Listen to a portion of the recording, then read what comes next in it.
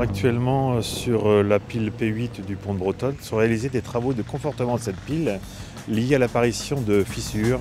C'est des fissures qui existent aussi sur plusieurs piles, parce que c'est quand même un ouvrage qui a 35 ans, donc les fissures sur le béton armé, c'est quelque chose d'assez courant, normal. Mais bon, comme cet ouvrage, il vaut quand même dans les 150 millions d'euros, on préfère investir plutôt que d'attendre que ça tombe pour pouvoir le remplacer. 150 millions d'euros, c'est quand même une belle somme. Donc c'est pour ça qu'on est parti d'une solution de renforcement un peu innovante, vu qu'on a utilisé le matériau composite. C'est une base de tissu fibre de carbone qui va être la base du renforcement. C'est une bande qui fait 30 cm de large, 0,5 mm d'épaisseur et qui a la capacité de reprendre 8 tonnes. C'est-à-dire qu'en équivalent, vous avez un acier qui a un diamètre 16 mm.